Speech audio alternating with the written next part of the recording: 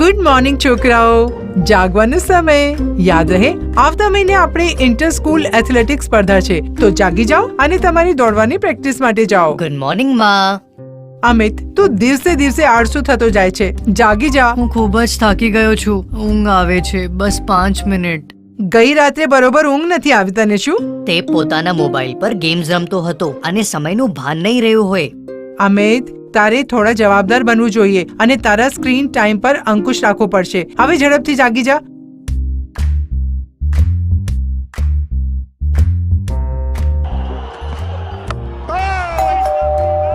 અમિત, બારણું ખોલ પ્લીઝ. અમિત, તું બારણું કેમ જોતો નથી અને શા માટે તું ટીવીના પડદાથી આટલી નજીક બેઠો છે? મેં તને કહ્યું છે ને કે આ આંખની દ્રષ્ટિ માટે ખરાબ છે.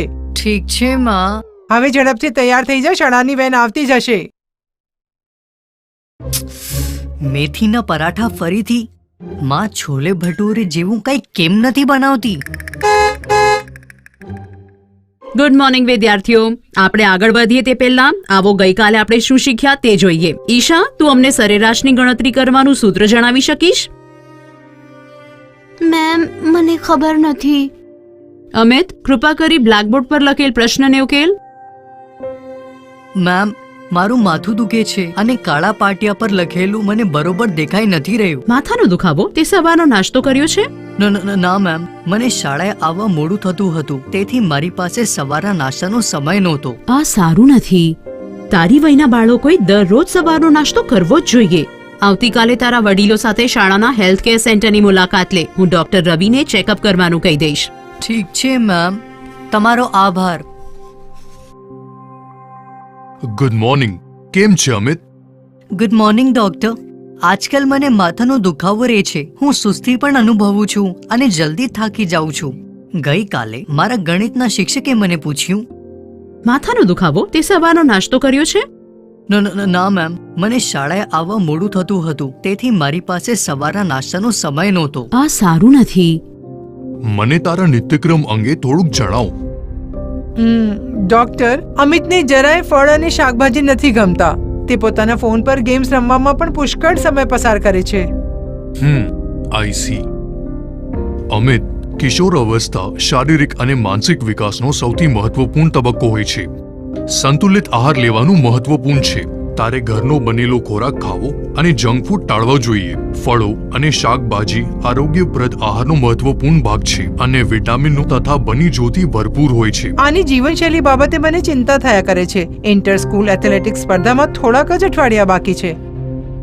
તારે નિયમિત રીતે કસરત પણ કરવી જોઈએ, કેમ કે તે કરવાથી આખો દિવસ તને તાજગીની લાગણી અને ઉર્જાપૂર્ણ રહેવામાં મદદ થશે. તારે સ્ક્રીન ટાઈમને પણ સીમિત કરી દેવો જોઈએ, કેમ કે તેનાથી તારી આંખોને પુષ્કળ તણાવ પડે છે અને માથાનો દુખાવાનું કારણ બને છે. સારી ઊંઘ મગજ કાર્યક્ષમ રીતે કામ કરે તે માટે આવશ્યક છે અને આપણ સૌને ઓછામાં ઓછા 8 કલાકની નિવિષેક ઊંઘની જરૂર છે. આભાર ડોક્ટર સાહેબ. ડોક્ટર, મારી જીવનશૈલીમાં સકારાત્મક પરિવર્તન લાવવાનો હું ચોક્કસ પ્રયાસ કરીશ અને સ્પર્ધા માટે પણ કઠોર પરિશ્રમ કરીશ. સરસ, ધેટ્સ ધ સ્પિરિટ. હું તારા પીટી શિક્ષક સાથે વાત કરીશ. Good morning sir.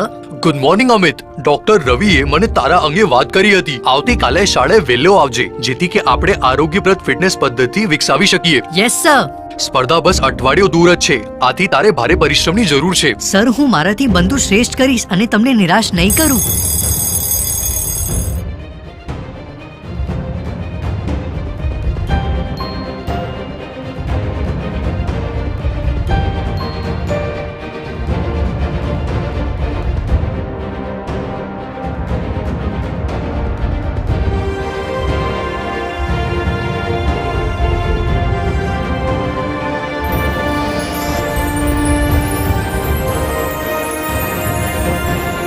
અને બીજું ઇનામ અમિતને મળે છે.